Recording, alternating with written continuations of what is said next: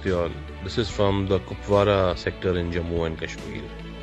I have been reading this again quite a few times in the last few years. The name is A Cup of Tea. There was this group of 15 soldiers led by a major, and they were on their way to their post in the Himalayas where they would be deployed for the next 3 months. The batch who would be relieved was waiting anxiously for these guys to reach there.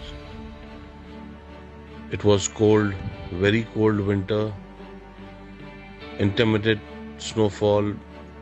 It made things really difficult for these people. And they all 15 of them had just, one wish, that if someone could offer them a cup of tea. Though the major knew that it was a very futile wish, but still they continued moving ahead and had the same wish. After an hour, before they came across a dilapidated structure which looked like a tea shop, but locked. That was their bad luck, said the major to these guys. It's our bad luck today. There are no tea boys. And let's take some rest. We've been walking for 3-4 hours now. They said, we can make tea. There were 15 of them. But we'll have to break the lock, suggested one of the soldiers, because there was nobody there. The main officer was in great dilemma to this unethical suggestion. Being from the army, they're supposed to protect.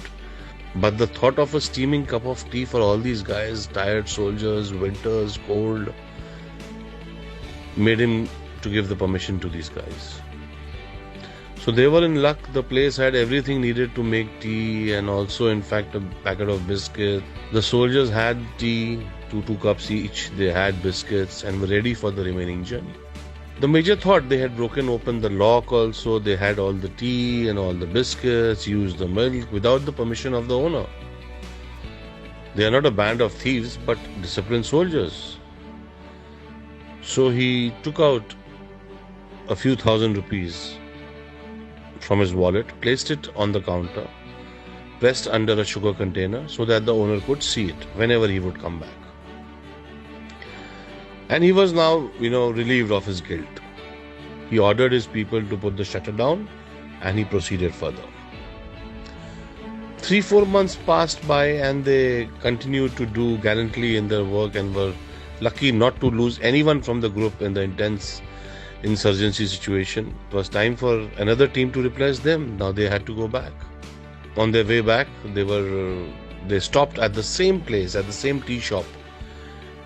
And as it was early in the evening, they saw the shop was open and the owner was present in the shop.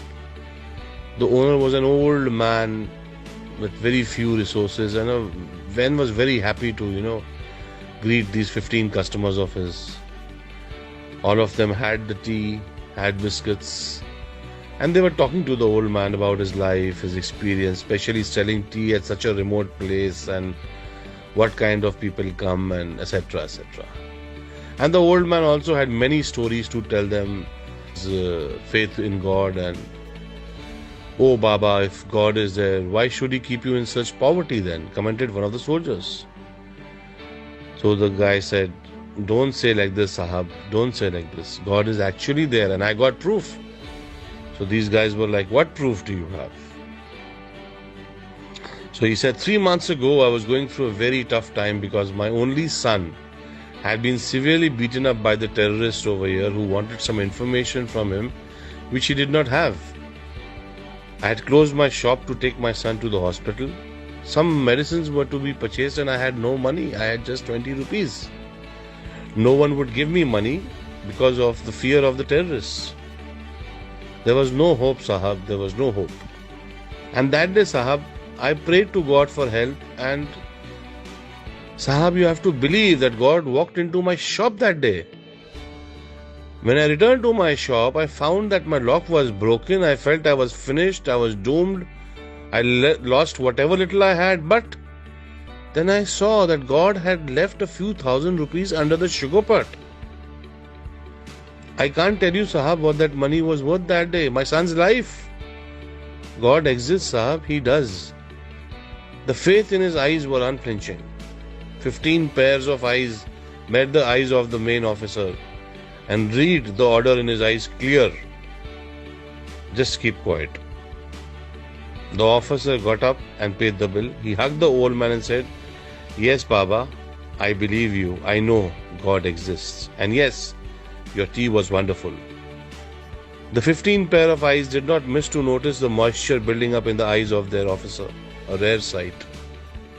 So now, why did I tell you all this story?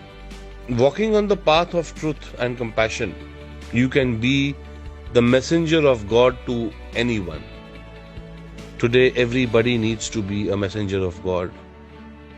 We have to have a lot of compassion. And if we follow the path of truth, we can be messengers. And if we can be messengers of God to anyone today, if we can help anyone in any way, we should. We should go ahead and do whatever little bit we can. And let everybody feel that Sahab, Bhagwan hai, God is there, Sahab. So let us walk on the path of truth and compassion, and let us try and be a messenger of God for everybody. Thank you, friends. I know I have taken 8 minutes of you all, but I hope this does wonders for the world. Thank you. Thank you so much. God bless you all.